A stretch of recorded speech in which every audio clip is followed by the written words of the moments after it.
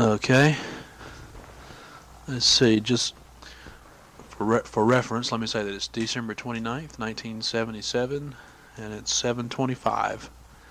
And we're talking with John Heffner here in Greensboro, North Carolina. Just anything you got to say? Well, I was born in 1912 under the administration of Taft.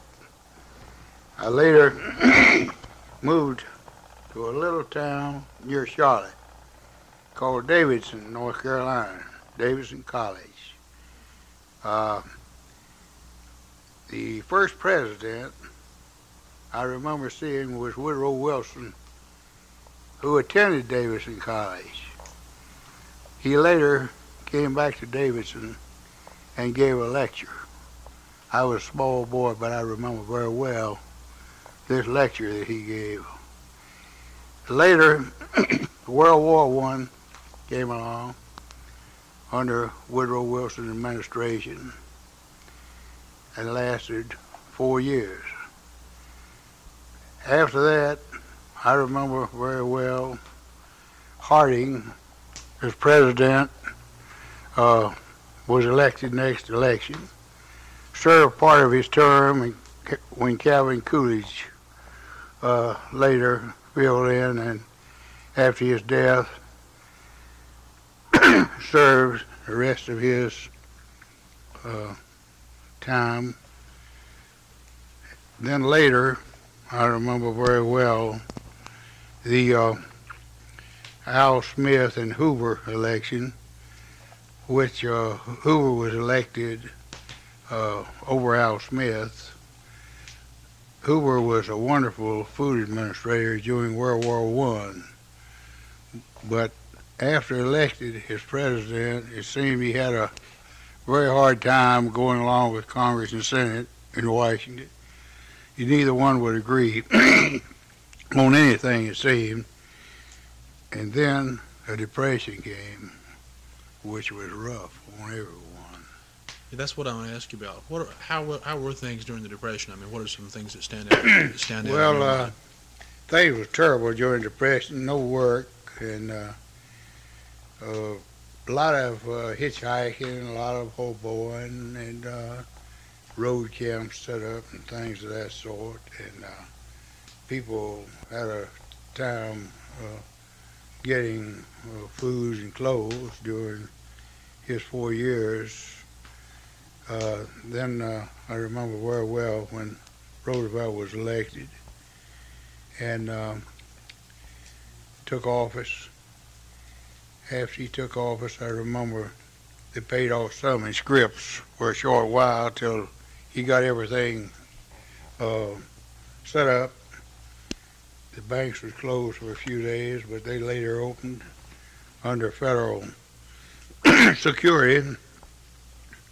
Then I remember very well the first appropriation for relief that was appropriated by his administration. $4,880,000,000 was appropriated for relief, which was not carried out too good. The ones who had charge of this didn't handle it too well, and people had a tough time, very tough time, getting food then, even though that was set up for a good purpose. What were some of the experiences that you had as far as, riding around on trains and stuff? Well, I did a lot of hoboing and hitchhiking, looking for work. I remember very well on a lot of the fences around the industries, they had signs up that said "No help wanted, do not apply," and it was discouraging when you went to a place. I remember once I offered a guy $50 for a job in Lexington, North Carolina, and offered to let him take it out on me $10 a pay. You mean like you pay him just for the opportunity to work? Do what? I mean like you were going to pay him? Yes, I was aiming to pay him out of my time. See, each week $10 until I got him paid. Mm-hmm. But he couldn't accept that, him a supervisor as he was. But later, the Japs bombed Pearl Harbor, and then Roosevelt, he got most everything he asked Congress for. He rearmed right quick, and they didn't follow up the attacks, and he got us right out of there right quick. And we rearmed, and later Harry Truman was elected, and he gave him orders to drop the atomic bomb on Hiroshima and Nagasaki, and the war they gave up, the Japs did at that time, and that I remember very well when Roosevelt died, and they brought him back through Greensboro here on a train. People set up all day and all night waiting to see him come by the tracks over in Greensboro. Were you waiting with him? Yes, I was there. And later, just a short while later, they called all of us back to industry after they bombed Pearl Harbor, though. We all had plenty of work. They was begging us to work after that, you know. Had so many people in the Army and all that.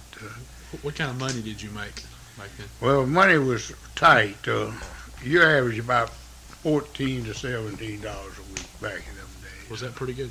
Pretty good. That's pretty fair. Food was much cheaper back then than it is now, but you didn't make any money like you make now. There's nothing to compare with it. Roosevelt, he also started the Social Security. They started taking out Social Security in 1935, and that was a wonderful thing for us senior citizens this time, because we would have had a tough way of living if we hadn't had Medicare and stuff like that helped us through these times of hospitals and things like that, medical care and all. Yeah. It was really rough. Do any individual experiences stand out in your mind from that time? I mean, any stories or anything like that? Yes, I remember tragedies happening along. People, several people committed suicide during them days. I remember a case over here in Surrey County, I think it was. We had a fellow, Charlie Lawson. He killed his family over there, his wife and all his children except one boy who was out visiting during the time of it. And that was the most tragic thing I heard during them times. He killed his wife and several children. I remember very well a poem some gentleman composed after he had done this terrible murder and all, and it comes to my mind a lot of times when I think of it, how it was and all. I could quote some of it if you would like. Yeah. Why don't you do that? This here little house sits on a hill over here out from Greensboro, a few miles, and some gentleman made this poem. It starts as on a hill beside a roadway stands a lonely cottage home. Excuse me, where there once did live some people, and they call it all their own. You can look out from the doorway on the brook that runs below. You can hear the trees all murmuring as they are bending to and fro. But the house is now deserted, and the people are away, for 'tis there occurred a murder on a snowy Christmas day. There the father Charles D. Lawson, with a mind almost undone, took the lives of all his family, save that of his oldest son. Then Marie and little Margaret, they went running down the road. They fell the victims of this madman as his gun let out its load. though he surely must have loved them, as he gently placed their heads there upon a little pillow for the sleeping of the dead. Do not let us say while passing by this house upon the hill that he did this awful murder of his own accord and will. But be sure in your decision, have a kind and willing mind. God alone can judge the actions of a madman of his kind. That's something. It was, What year was that? I don't remember just what year that was, but since I heard it, it's always been a bearing on my mind. They say that that house still sits there and it's a lonesome, dreary-looking place when people pass it by and sees it and remembers the tragedy there on Christmas Day especially. And what year was that, you say? I don't remember just exactly what day it was, what year it was. I do know it's on Christmas, but I don't know what year. I forgot. How far is Surrey County from here? It's, I always say it's 40 miles from where you can get to it. Yeah. It's near Elkin, maybe 50 miles. Yeah. I think Elkin and Rondi and going around through this way is in Surrey County, the biggest part of it. Yeah. It was a tragedy.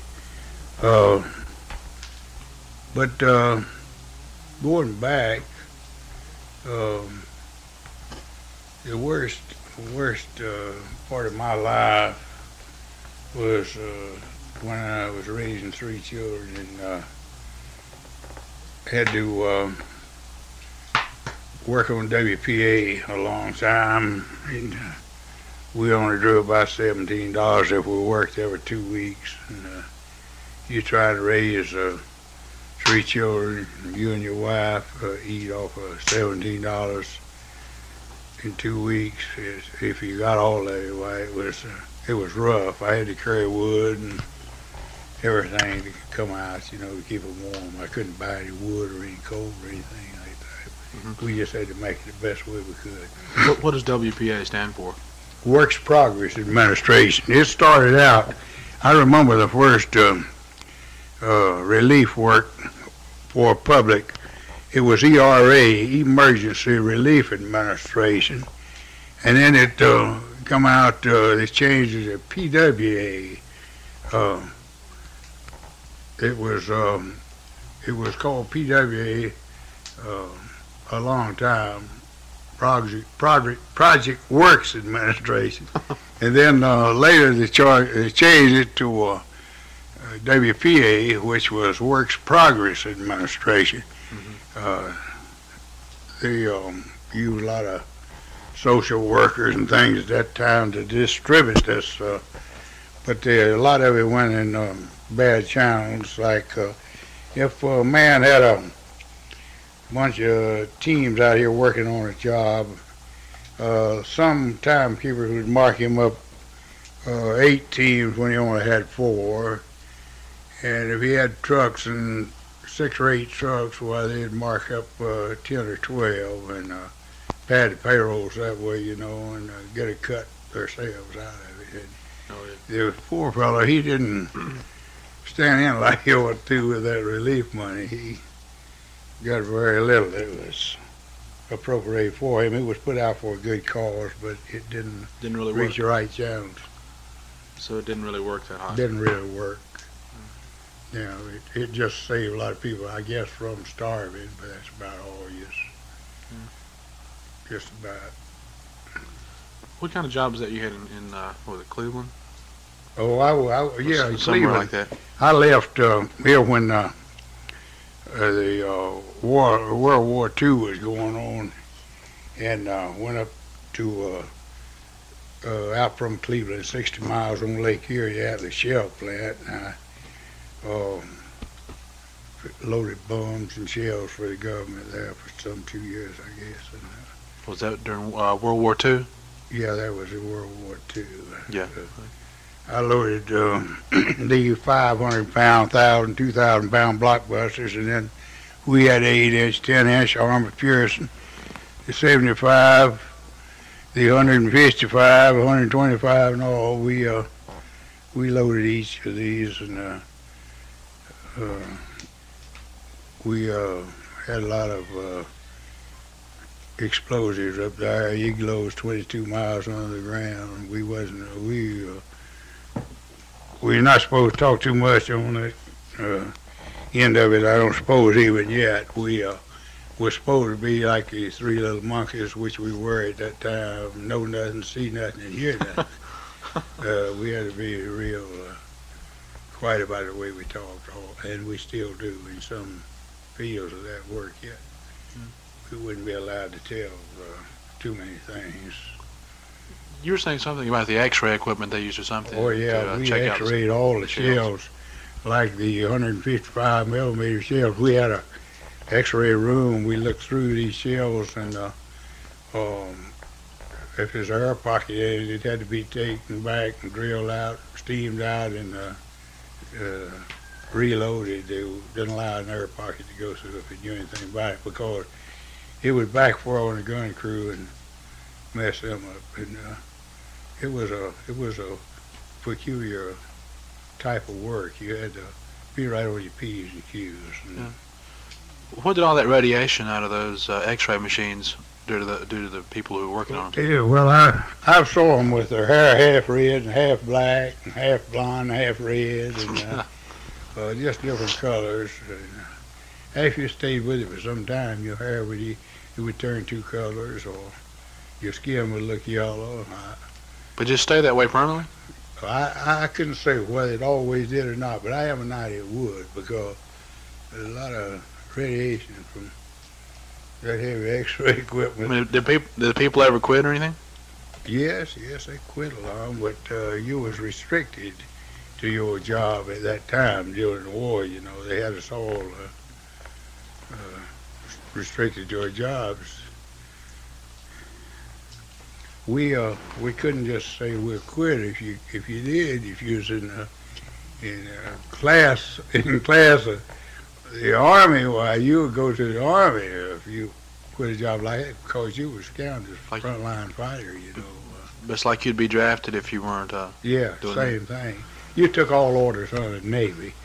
We had to get a pass or anything to leave the place and come back, you know. And all that. But we was working under the Navy. But the people that worked there, though, I mean, didn't somebody ever say, well, hey, my hair is turning about 3 different colors, I think I like to quit? No, you never did hear one even mentioned. You never did hear one. Didn't say anything about it? No.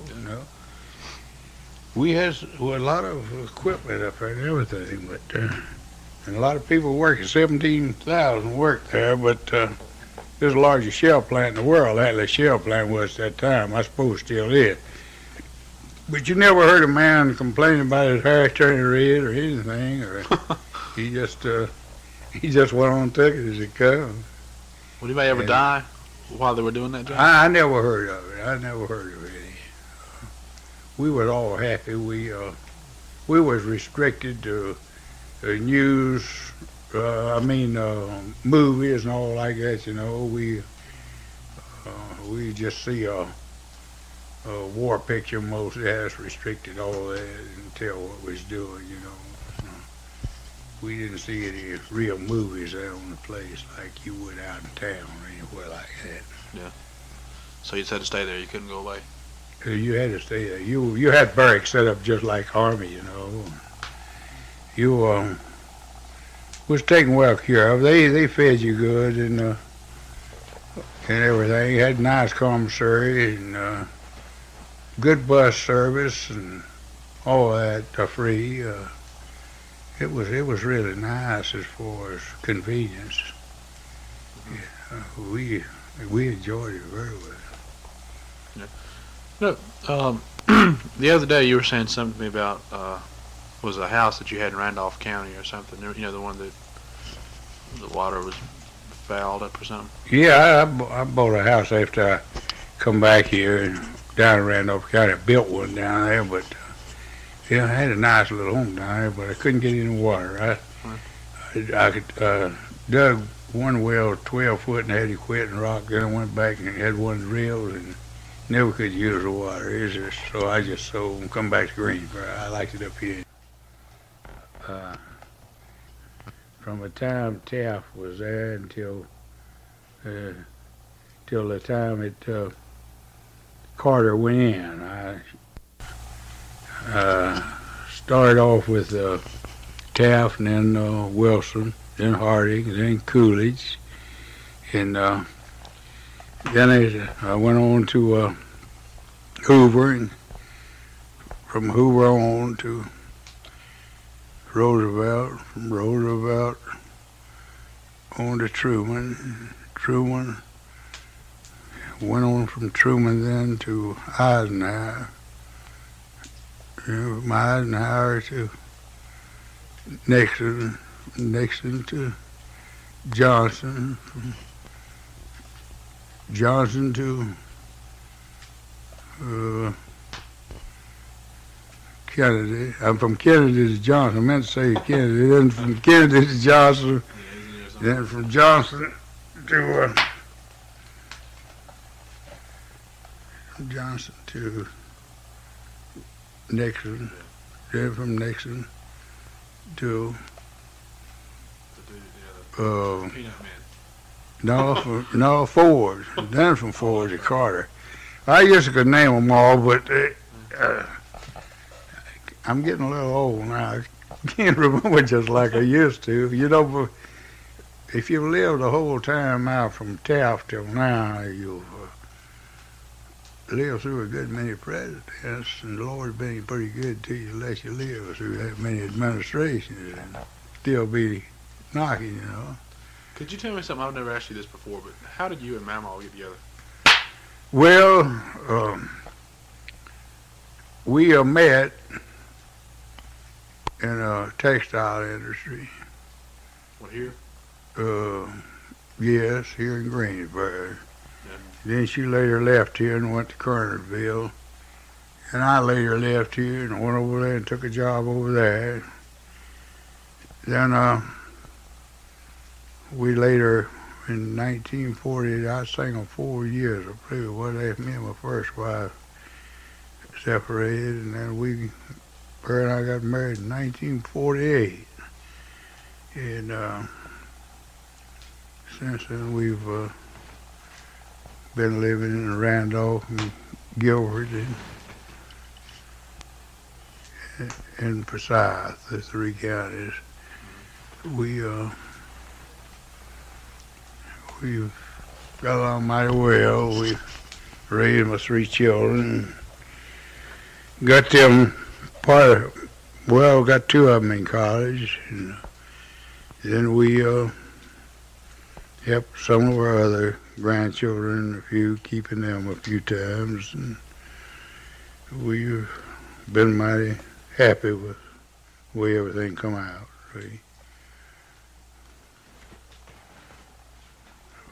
Mighty proud of all of them.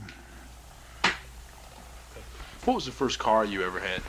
The first thing I ever saw was the one Woodrow Wilson was in. I don't know just exactly what it was. It's a limousine of some kind, but the first thing I really remember very good was a 90 Overland. The superintendent at the industry my father worked at had a 90 Overland. It makes 60 miles an hour, and they would brag about making a mile a minute, how fast it's going, and laugh about it going so fast. Were the roads safe enough to go there? Well, the roads wasn't that safe. They were just talking about what they had done in that thing. It was wide open. I suppose they had a good sand clay road. They had some good sand clay roads back then. About what year was it? That was about, I expect that was about 19 and 18 or 20 when I saw that one. 19, it was about 1914 when I saw that one. Was the one with Wilson in it? No, the one, the 90 Overland. And what company made that car? I don't remember who made the 90 Overland, but then they come out with well, they had the T model. John Henry come out with the T model, but they had another one there then called the DeSoto. They had an old DeSoto there, and they had first one and another. Then they had old 31 Fords. They had the T models. They had the 31s. They had the improved 4, they called it. That was a V8 type. It looked, but it only had 4 cylinders. The improved 4, they called it. And but I specialized more in T models. I really did like to drive a T model Ford. I wore out about 4 or 5 of them. Just got the best of them, rather. I'd say it didn't wear them out. You couldn't wear out one of them, but. About how many miles would you put on a car then? You know, how many would you put on it? Well, I don't know. You didn't have any gauge or anything on one to tell you how many miles, but you got about you could do about 35 in one. You was really balling a jack, but I mean, like mileage wise, as far as how many miles? Oh, I don't know. Would you guess that it would take? I would say 20,000 miles, about as much as a man to put on one bag end. What were those things cost when they come out? About $500, somewhere near that. And I remember the first as I ever saw. A few of the fellas bought them over there. I think it was running about $500 or $600, somewhere near that price. And the ones I bought them was 18s on up to 25 and 20 up to 27 miles. 27 miles first and come out, I think, with 2 seats in it. Yeah. Might have been a 26, but what did the people around here think about, cars like that when they came out at the very first, like your parents or somebody? Oh, they thought it was right up to date, in class, boy. If you got a T model Ford and side curtains, you pulled out a side curtain like a window shade.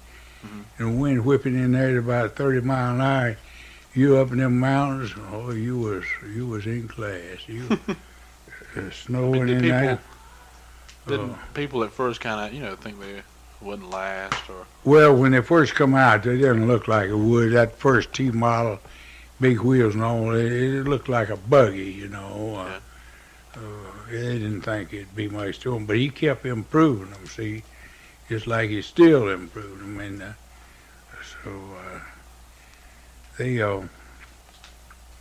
they was pretty good. Them old T models was pretty tough. You don't see a late model car that lasts like some of these T models you see in these parades and things. They had better metal of some kind or something. I don't know, just something about them that hold up better than the metal in these. It was nice. I enjoyed fooling with those things. Now, since I've got used to a 8-cylinder, I don't think I'd like to go back and drive that slow mileage, 30 and 35 mile an hour wide open. Well, it wasn't much of a hurry, though, was it? Yeah, you're in a pretty big hurry when you're doing that kind of speed back then. What model car did you have for the first one that you ever had? The first one I ever owned myself, I say it was about 18 model, and what? I was only I started driving when I was about 12 years old. I've been driving. 12 years old. Yeah, I was around 12 years old. Did you have to have a license? Well, I didn't back then, but you ordered your tags in from Raleigh. They sent them up here to you in a big envelope from Raleigh, all of them then. I'd order mine and get them in here, but I drove from the time I was 12 till now. I've been very fortunate to not be hurt or anything or in any wrecks.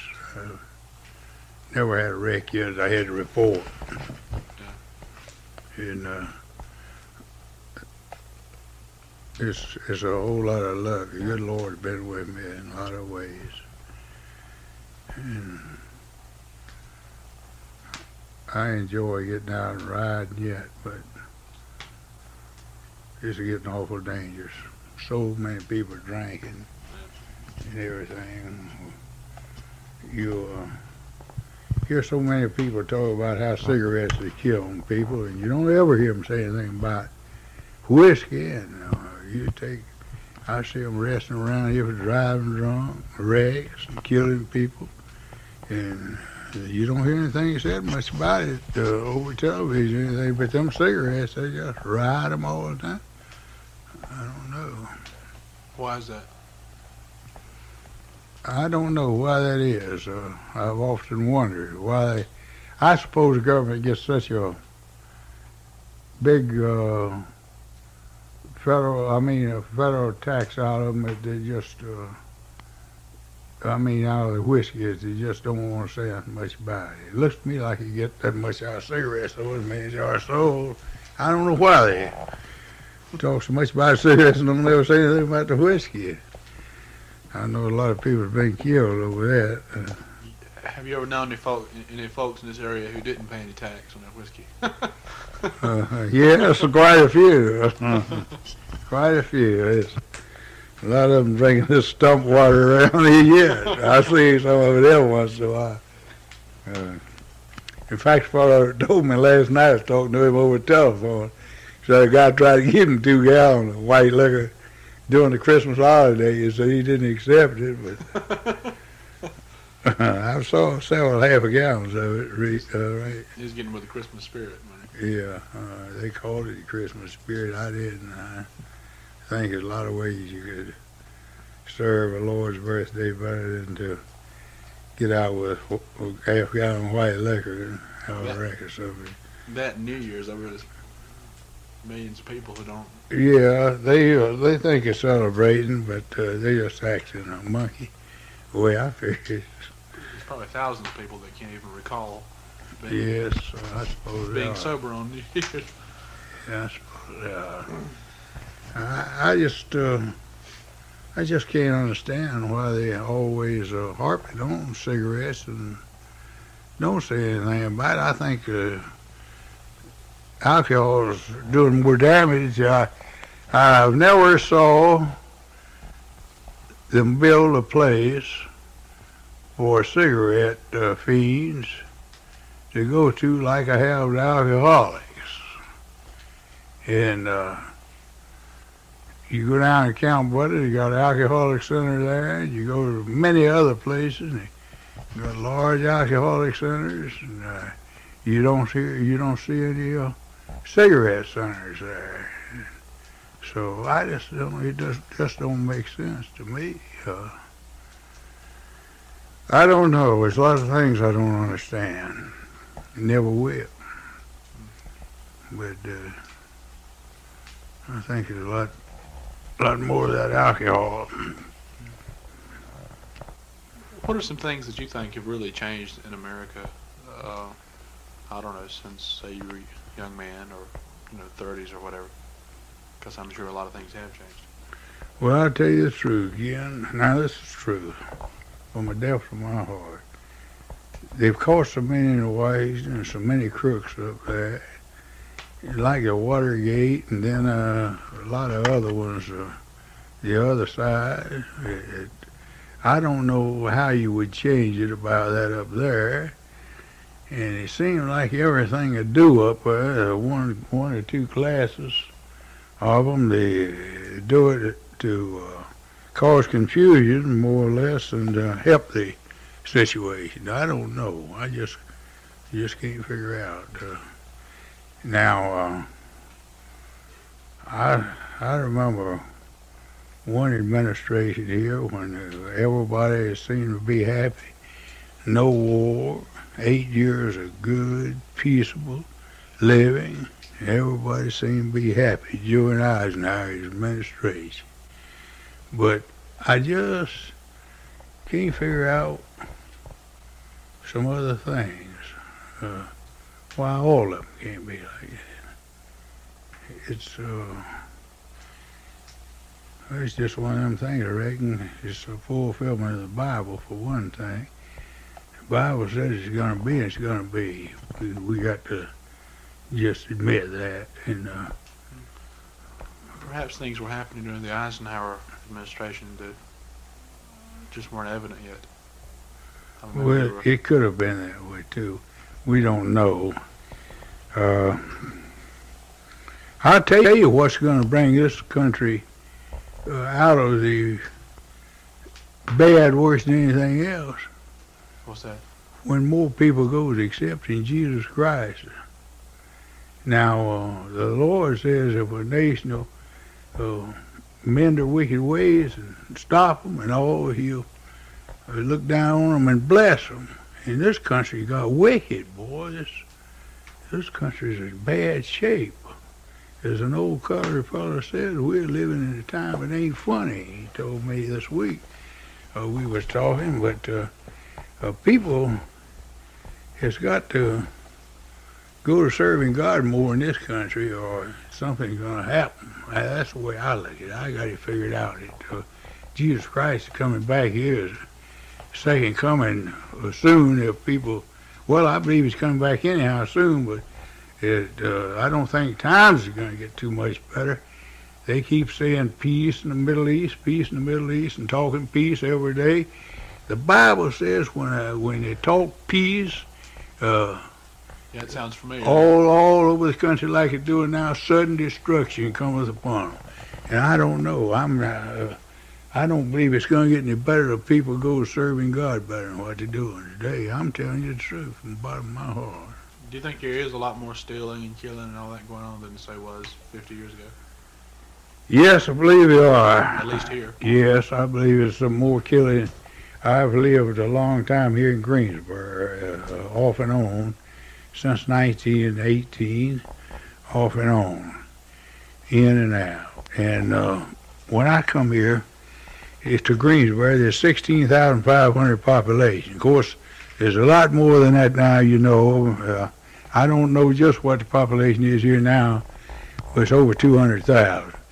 Well, you take that has got a lot to do with it. That many more people during from 1914 or 18 till now.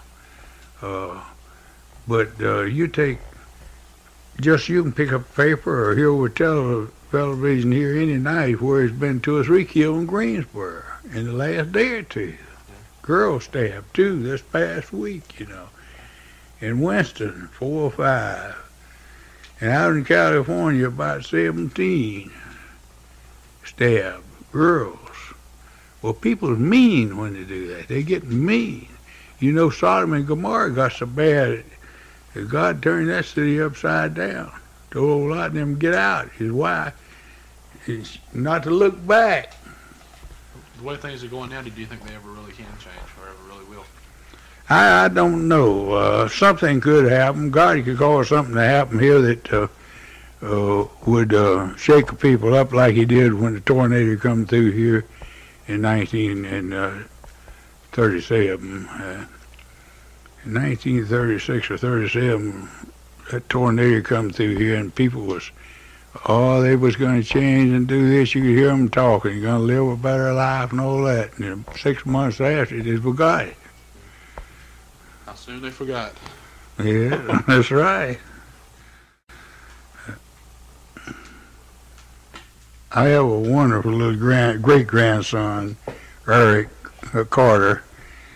I would like to say this to him while recording this, that I hope that you'll go straight and always live a clean life, and remember your great-granddaddy and what he had to say on this tape.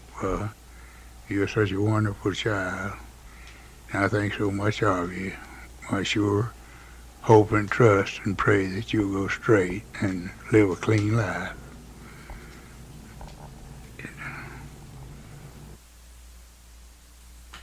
My wife and I have always been so fond of his mother, Janet Carter, who was Janet Laws before marriage. And we always loved her and kept her with us all we could. And we've always thought so much of her. We really loved the baby too, and her father. He's such a nice fella. His father is such a nice fella. We think the world of all 3 of them. But we would just like to say that to him, that we want him to go straight and live a clean life, be a good boy.